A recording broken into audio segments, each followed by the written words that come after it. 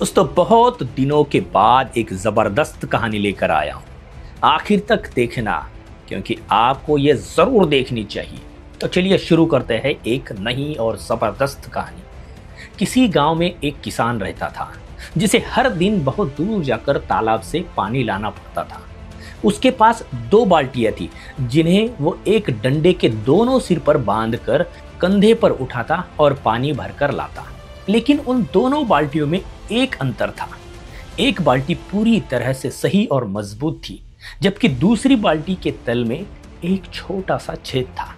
जब भी किसान पानी लेकर घर लौटता, छेद वाली बाल्टी से थोड़ा थोड़ा पानी रिसता रहता और घर पहुंचते पहुंचते उसमें सिर्फ आधा ही पानी बचता था। यह सिलसिला रोज चलता, सालों तक। संपूर्ण बाल्टी को, जो पूरी तरह से सही थी, अपने रूप पर गर्व था। वो खुद को श्रेष्ठ समझती और अक्सर छेद वाली बाल्टी का मजाक उड़ाती थी। तुम व्यर्थ हो, अधूरी हो, मेरा सारा पानी सुरक्षित घर तक पहुंचता है, जबकि तुमसे आधा पानी रास्ते में ही बह जाता है।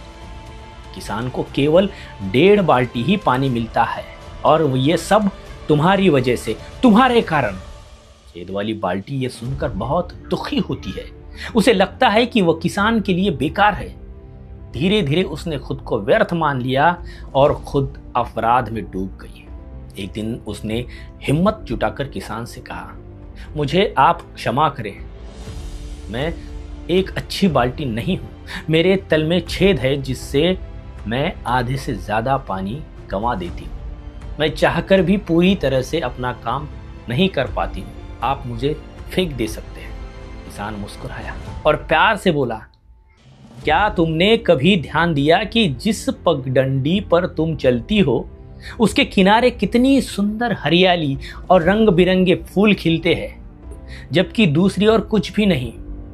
हम जहां से चलते हैं उस रास्ते में पानी गिरता है और उससे पेड़ पौधे उगाते हैं। छेद वाली बाल्टी ने अचरज से देखा और सिर हिलाया। किसान ने आगे कहा, यह सब तुम्हारी वजह से हुआ है।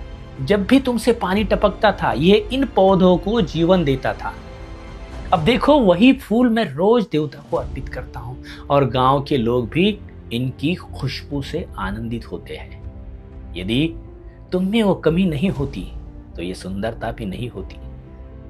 छेद वाली बाल्टी की आंखों में पानी आया, उसकी आंखें भर आई। उसने पहली बार अपनी कमजोरी को एक आशीर्वाद के रूप में देखा। दोस्तों, हम सभी में कुछ ना कुछ कमियां होती है, लेकिन वे ही हमें अनोखा बनाती है, सबसे अलग बनाती है। वही हमारी ताकत होती है। कई बार वही कमजोरियां किसी और के लिए आशीर्वाद बन सकती है। इसलिए अपनी कमियों को लेकर निराश होने के बजाय उनमें छिपे अवसरों को पहचाने और अपने गुणों को निखारें। दोस्तों, ये बात हमेशा ध्यान रखना, अपनी कमजोरी को अपनी पहचान बनाना। दोस्तों, कहानी अच्छी लगी हो तो कमेंट करके ज़रूर बताना, और हाँ, ऐसी ही कहानियों के लिए इस चैनल को सब्सक्राइब करना। Thank you.